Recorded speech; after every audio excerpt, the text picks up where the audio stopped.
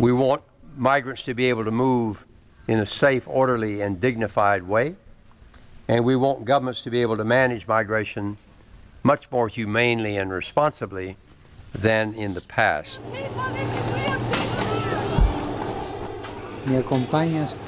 I often find myself wondering, why them and not me?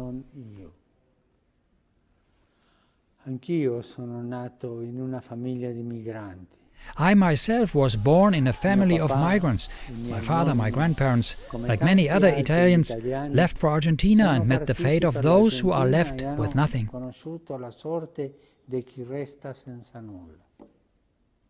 I could have very well ended up among today's discarded people. And that's why I always ask myself, deep in my heart, why them and not me?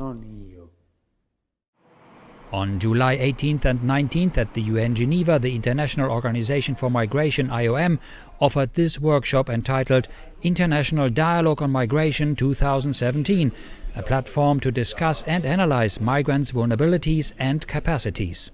During one of the panels, the Holy See took the floor and stressed that there is a need in host countries for the integration of migrants. It is a two-way process, rooted essentially in the joint recognition of the other's cultural richness. Actor and UNICEF Goodwill Ambassador Orlando Bloom visited the borders of Greece and Serbia.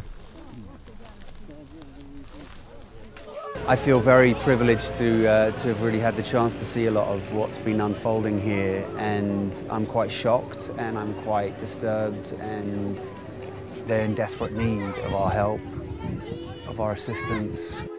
Pope Francis called migration the human face of globalization. A lot more could be done. And that's why I think the Order of Malta wants to reaffirm and reinforce its commitment on behalf of migrants, and especially on behalf of victims of human trafficking.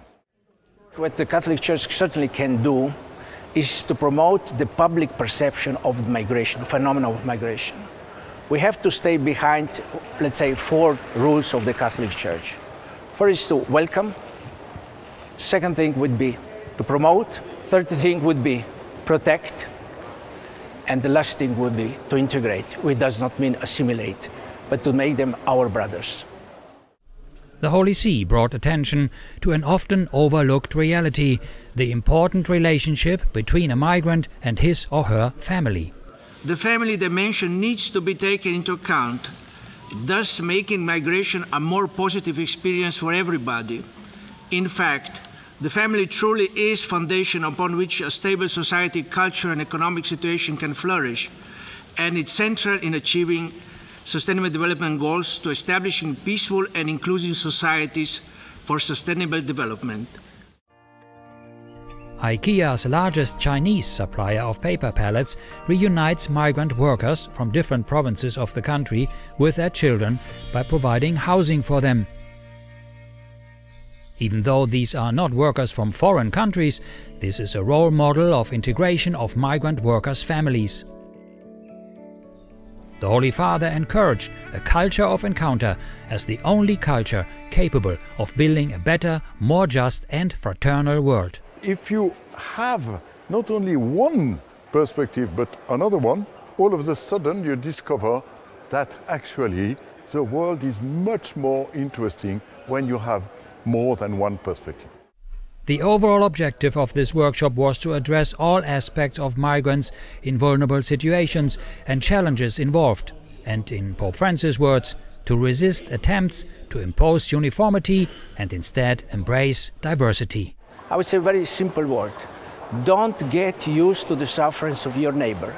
Look around. When you see somebody suffering, you see this migrant, be attentive to him. This is our mission. This is our gospel.